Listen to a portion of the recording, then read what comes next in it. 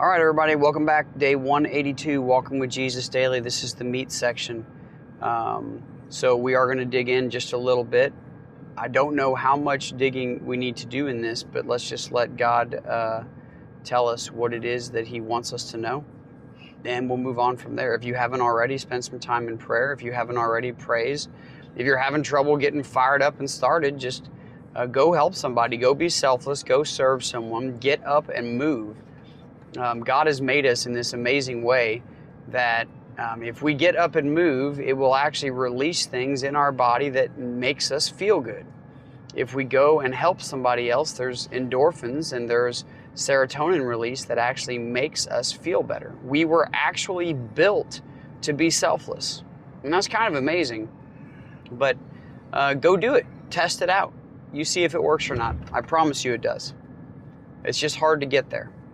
All right, so let's dig into our meat section on these two verses. I'm going to read these in the Amplified, okay? Mark 7:24 through 30. That just gives us a little Greek context. And we can discuss this just a little bit further. There is some background information that you do need to know if you're not familiar with some of these things. The Jewish people believe themselves to be better than everyone else and handpicked by God because they were something special. This is the truth. They were only special because God chose them. There was nothing that they did that made them special. Look back at the life of the Jewish people, and they've done nothing but run from God, and God would save a remnant. And they would run from God, and God would save a remnant. And you and I are no different than they are. We go to God. We feel this closeness to Him. Satan comes and attacks. We run back to the former things in a former life that used to make us kind of happy, and we keep searching for what we got from God in this world, and it doesn't exist. The only thing good that you get in this life comes from God. So as we read through this from Mark 7:24 through 30, I believe those are the right verses. Yeah. We'll read the Amplified, and we'll read through Matthew, and we'll kind of just put this together. Okay, it says, Jesus got up and left there and went to the region of Tyre and Sidon. So this is the coastal area of Phoenicia. I can't say it, but whatever. It is along the Mediterranean Sea.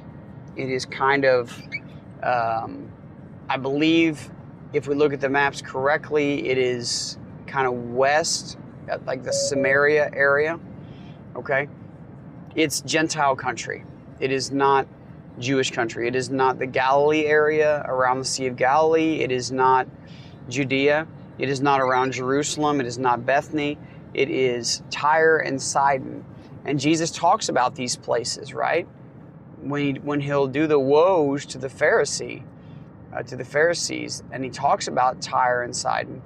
It says, the punishment for those that have seen me and not believed will be far greater than the punishment for those who have never seen me and haven't believed. Because how are they going to believe in something or someone they've never known or seen? Right? God is the judge, and He will make do with what He does on that judgment day. But if you're listening to this and you've heard this, then you know Jesus. We're 182 days into this. We are studying His life. There's a purpose for us studying. Are we like the halfway point? 182 is half of 365, right?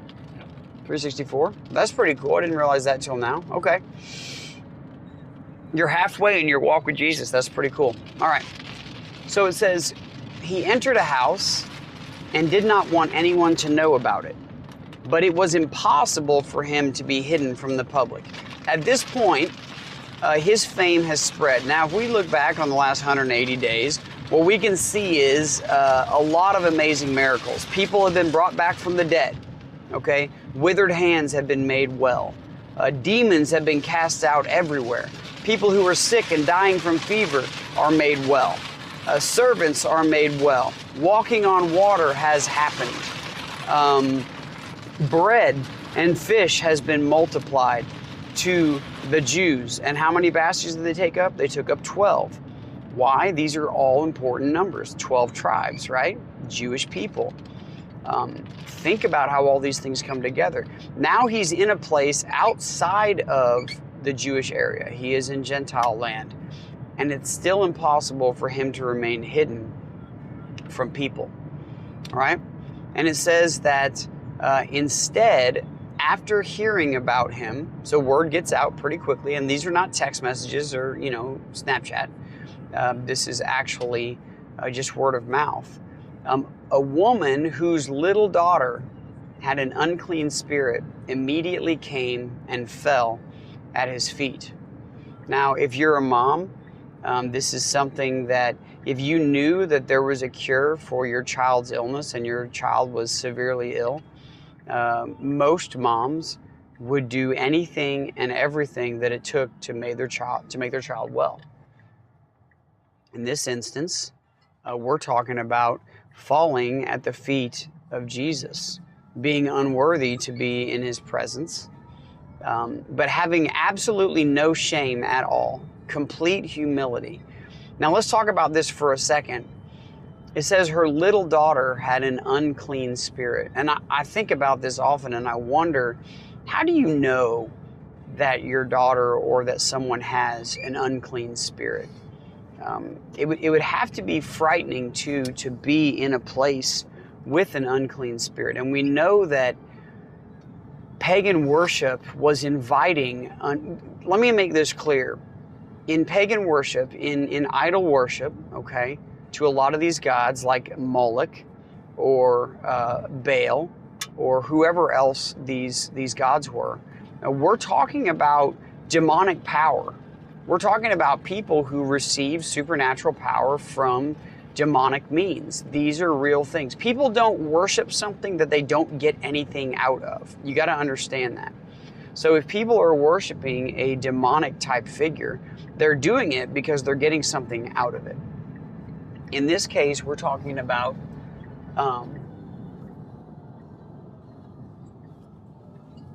demons, demonic power, and there are people that were sacrificing their own children. People were sacrificing their own children to the fire for demons. Okay? So this little girl, for whatever reason, we do not know, maybe it was for the purpose of Jesus to heal her, is possessed by a demon or oppressed by a demon. This woman finds out that Jesus is there, and she goes to him, and she falls at his feet. Have you ever fallen at someone's feet? Have you ever, let me ask you this question. Have you ever showed enough reverence to God to get down on your knees and pray to him? Have you ever showed enough reverence or love to Jesus to go into a closet by yourself, a room by yourself, and get down on your face and bow down before him and pray? Because if you haven't, I find that crazy. And it may sound crazy to do it, but you think about this for a second. One day, you will bow down before the Almighty God. Every knee will bow, every tongue will confess that Jesus is Lord. So you tell me how you wouldn't do that and how you can't do that right now. This woman knows that Jesus is the only hope that she has for her daughter. Do you have children that are struggling spiritually? Do you have family members that are struggling spiritually?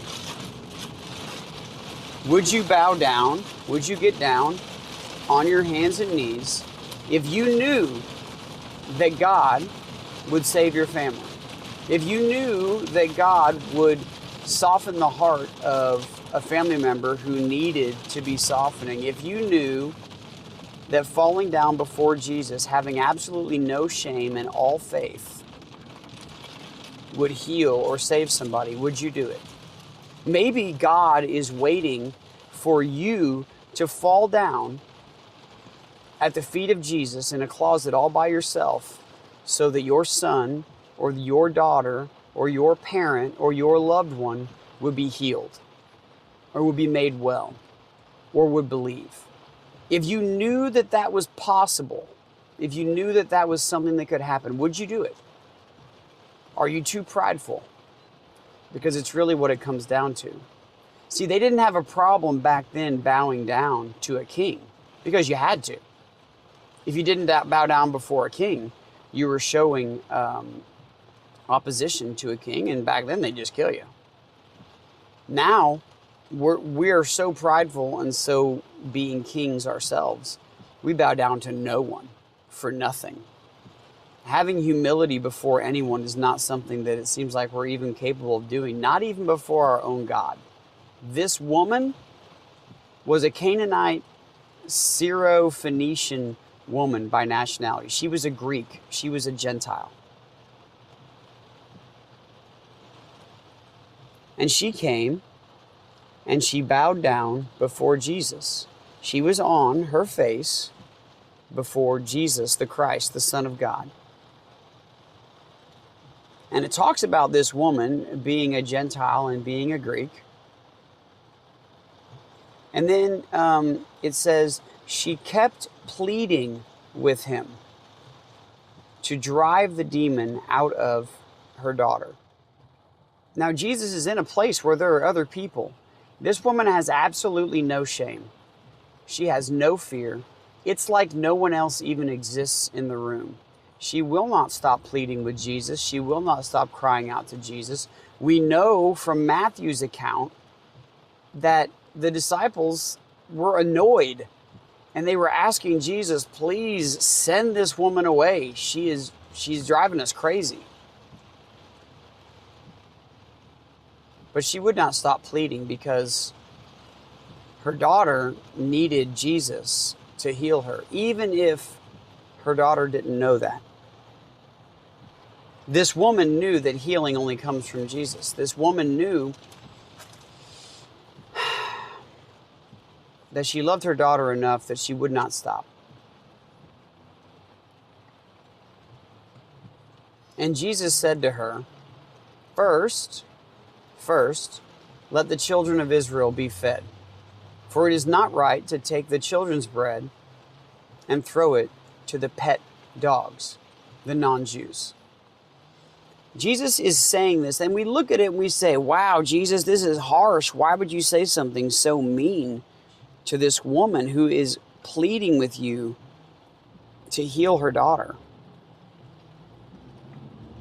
It was all set up. It was all meant for us to have. Because how do we often think about ourselves? How do we often think about non-believers? Do you ever look down on non-believers? Do you ever say, I will help out the people in my own faith before I will help out other people? And we do that.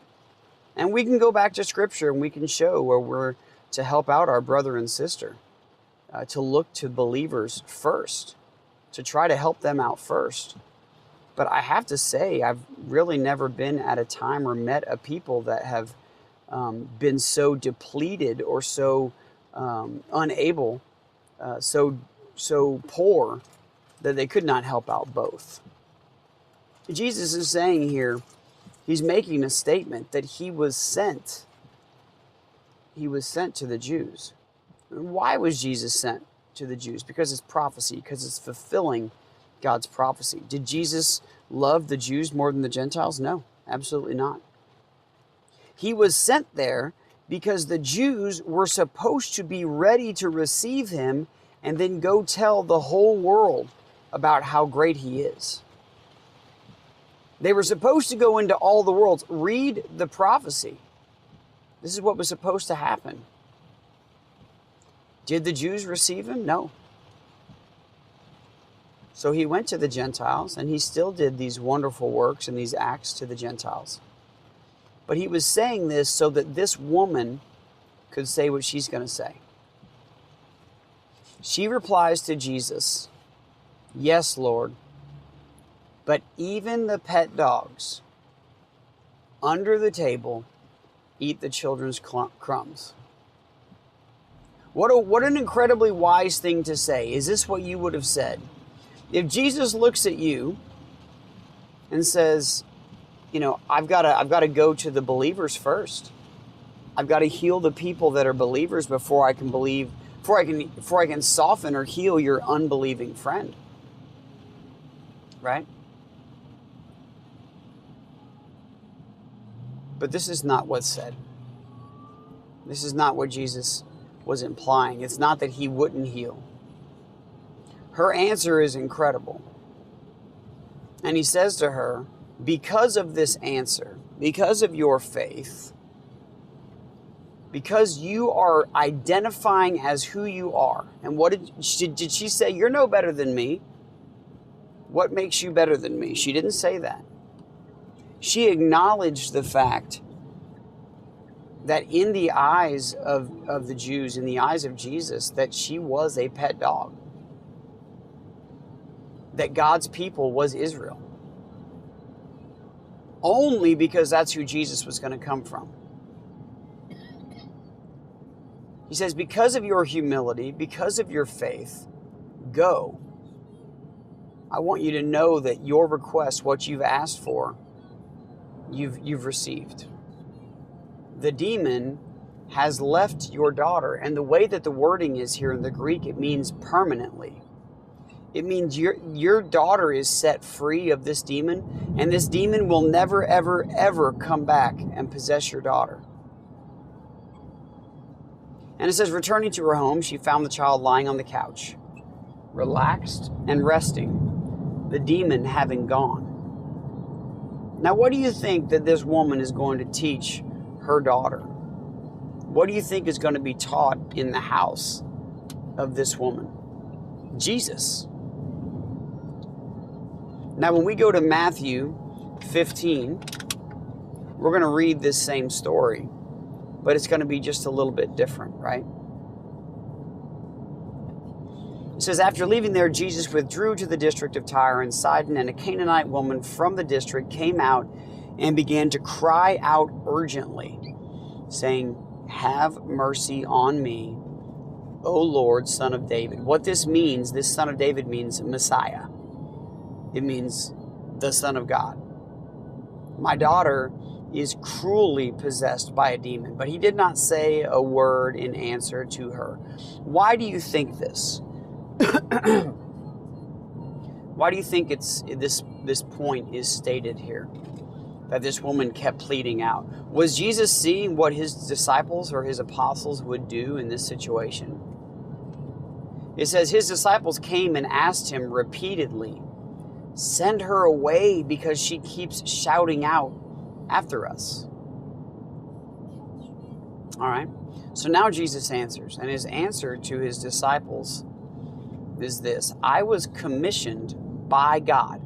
I was sent by God only to the lost sheep of the house of Israel.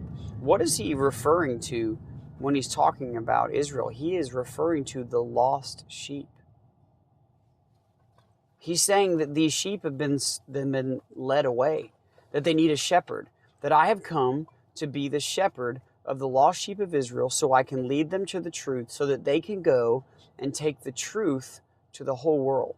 I wasn't sent to preach to the whole world. I was sent to the Jews so that they could then go to the Gentiles, so that they could then go and teach this gospel everywhere in the world.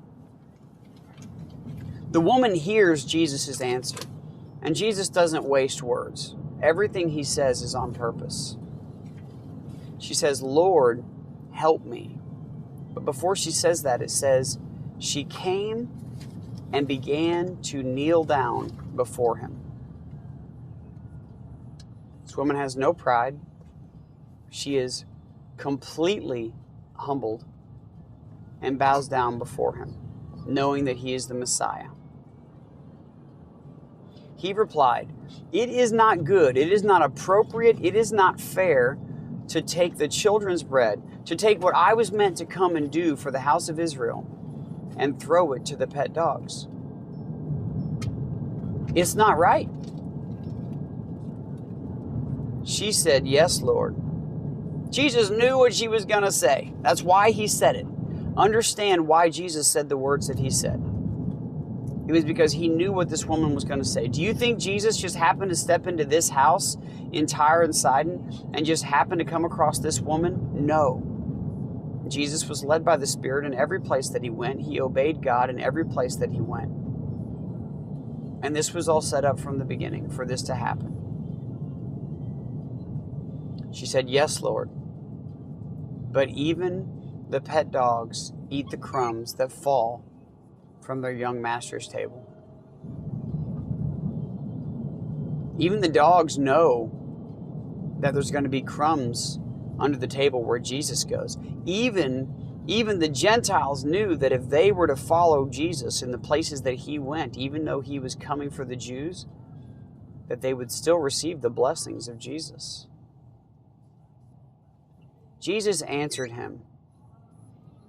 He said, woman, your faith, your personal trust in my power and in my, the confidence in my power and who I am and what I'm able to do.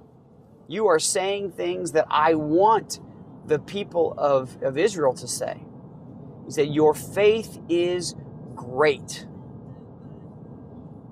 Now, this is the part where you stop and reflect and you say, would Jesus look at me in my life, in the way that I live right now, and say, I don't know who's listening, Steph, Sue, Lori, Celise, I have no idea who's listening. Please forgive me if I don't say your name, okay?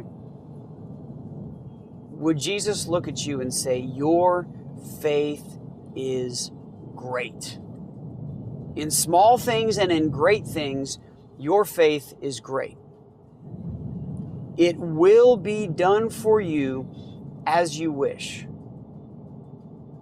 Do you have faith that is great enough to kneel before God, to call Jesus the Messiah of your life, and to ask him to come and change the hearts of your parents, your neighbors, your friend?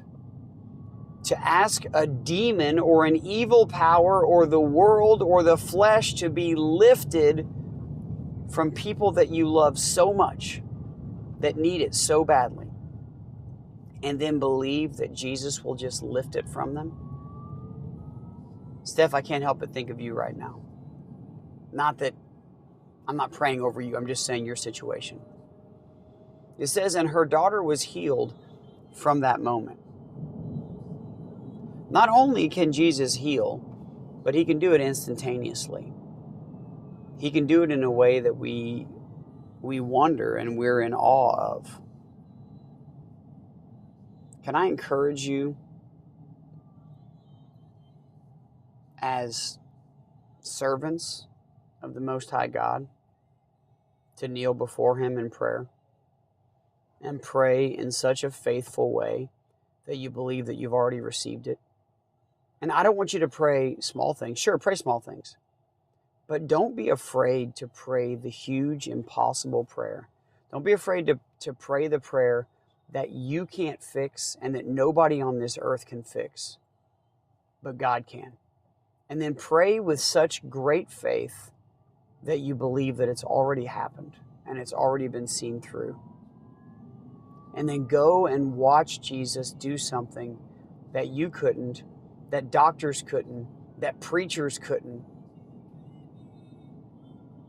And then you go and you thank God for his amazing, amazing love and mercy and grace and power. All right, that's it for the meat section of this. There's a whole lot more in here, but I'm trying to give you guys a bit of a break. I love you, and I'll see y'all tomorrow.